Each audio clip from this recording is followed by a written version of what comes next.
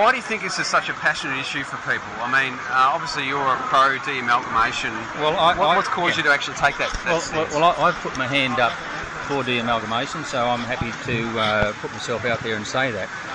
But for me, I've always kept neutral on most issues simply because of business reasons. However, from a personal point of view, after having observed what's happened here for the 25 years that I've lived in Port Douglas, I watched what happened with amalgamation, and at the time it occurred where we had no choice, I thought, well, okay, let's run with it. We've got to make the best of it. And I thought that through economies of scale and the fact that Cairns were a larger council, that we'd be looked after and things would run fairly well. And then I start to observe what's happened in the 5 years since amalgamations occurred, and there are many things that I personally see where I think we're not looked after as well as we used to be under Douglas Shire. Unfortunately, there are a lot of people today who feel that because we were, I suppose, considered to be a little dysfunctional at the time through our divisional councillors, that it was a great thing to amalgamate.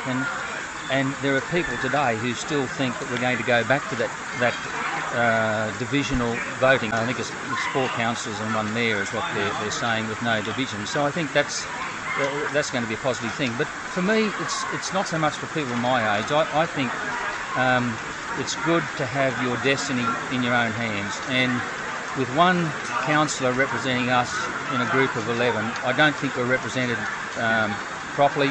I think Cairns is too far away. I'd even suggest that hardly any of those councillors in Cairns have a feeling of what the old Douglas Shire was about and what Port Douglas is. So yours is more from almost a social perspective than a financial. Do you think would that be fair to say? Look, from a financial perspective, people have said, oh yeah, well, you know, it may be going to cost us X dollars. Jenny and I, my partner and I, we pay 6 lots of rates. So we're going to be affected, but I cannot see at this point where they have justified these extra costs they're saying are going to occur. And that's why, as a general citizen, I'm not a member of FODS or affiliated with anyone. I convened this meeting because of my concern that I want people to understand what's going on. And it was out there for anyone to attend, and I've got no idea what the people feel who are here. I really have no idea. But I'm happy to convene the meeting to get information out there, and that's what it's about. You probably preempted my next question, was whether or not you think the audience that is coming today have already made up their minds which way they're going to vote at the referendum or not. I really can't answer that, Matt. I don't know most of the people here. Some of the names I know. There was no restriction as to who came. It was an open invitation.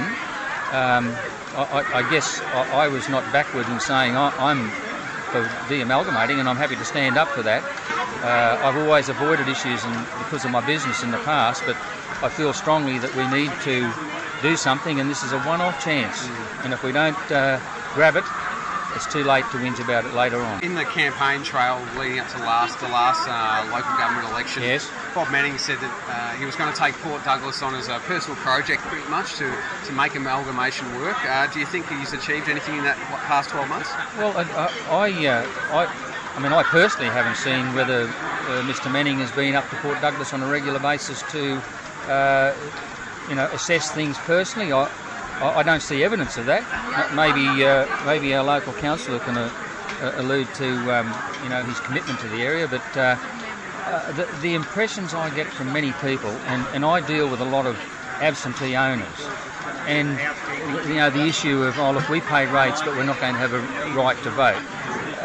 That issue is one that keeps coming up. And look, the laws are you've got to be on the electoral roll to vote. Unfortunately, that's what it is. So even if you own 12 properties, like some people I know do, unfortunately you're not going to have the right to vote. But most of the southerners I speak to, they want de-amalgamation. They feel that Port has its own identity and doesn't want to be engulfed by Cairns.